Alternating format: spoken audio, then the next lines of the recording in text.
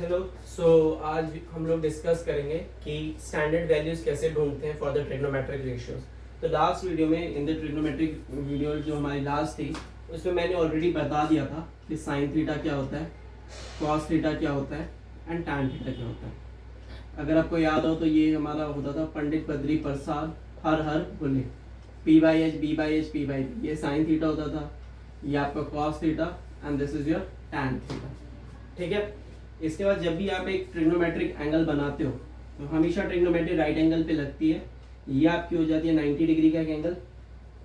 ये आपके दो एंगल्स मान लो ए और बी सी। हाइपोटेन्यूज जो होती है, तीन चीजें होती हैं यहाँ पे, परपेंडिकुलर, बेस और हाइपोटेन्यूज। परपेंडिकुलर, बेस और हाइपोटेन्यूज, राइट। तो जो आपकी हाइपोटेन्यूज होती है वो हमेशा फिक्स रहती है। जो 90 डिग्री के अपोजिट साइड होगी वो हाइपोटेन्यूज होती है। जो परपेंडिकुलर और बेस है वो बेस्ड होता है कि आप एंगल कौन सा देख रहे हो। तो अगर आप एंगल बी देख रहे हो तो इसके रिस्पेक्ट में this line is your perpendicular and this is your base. But if you are looking at angle A तो इसके रिस्पेक्ट में ये आपका परपेंडिकुलर है और ये आपका बेस होगा। समझ में आ गया ना?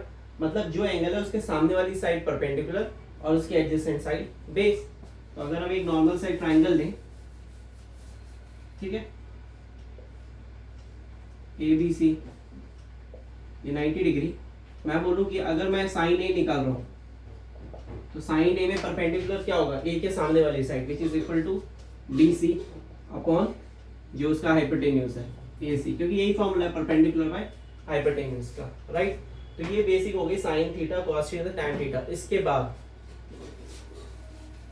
इसके बाद जो तीसरी चीज होती है हमें जो सॉल्व करनी है, 6 ट्रिग्नोमेट्रिक रेशियोज और होती है, cosec theta, sec theta, cot theta.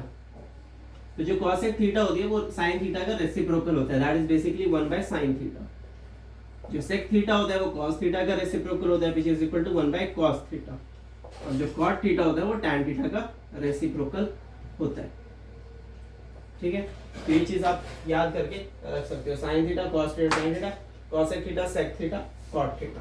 अब आते हैं कि वैल्यूज कैसे निकालें। ठीक है, तो मैं साइन और कॉस निकालने की वैल्यू सिखाऊंगा, उसके बाद बाकी हम खुद ढूंढ लेंगे। ठीक है, तो इसको मुझे एक बार इरप्ट करने दो। तो अपनी टेबल कुछ इस प्रकार से बनाएंगे हम, ठीक है।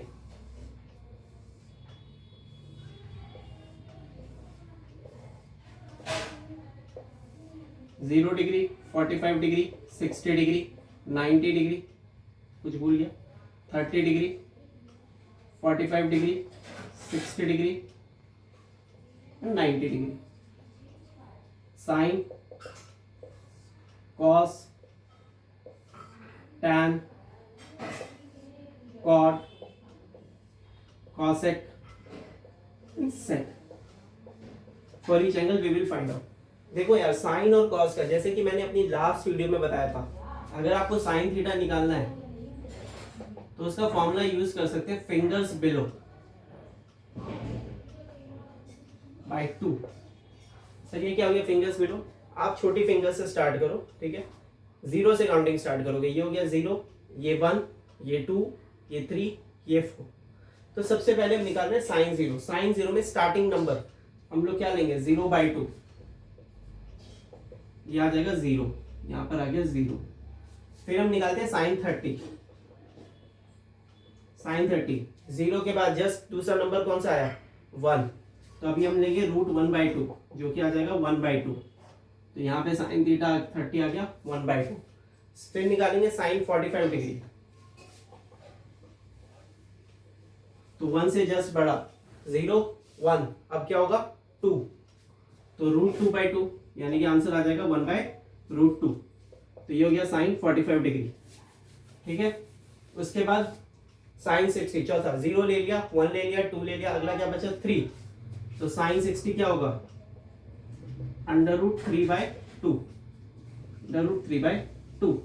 और साइन 90 क्या हो जाएगा, 3 के बाद क्या होता है, 0 1 2 3 4। तो ये आ जाएगा √4/2 यानी कि 2/2 यानी कि 1। ये आ गया, समझ में आती है बात? बहुत बढ़िया। अगली जो चीज है उसका फॉर्मूला है cos theta is equal to root fingers above by 2। Fingers अब यहाँ की हम ऊपर से स्टार्ट करेंगे। तो सबसे पहले हम 4 लेंगे, फिर 3 लेंगे, फिर 2 लेंगे, फिर 1 लेंगे, फिर 0 लेंगे। साइन के केस में हमने क्या किया था, 0 1 2 3 4।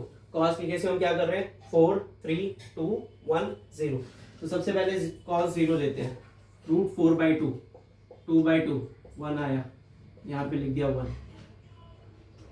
फिर आती है cos 30, cos 30 4 के बाद अगला नंबर कौन सा है, 3, तो √3/2। ठीक है, समझ में आती है बात।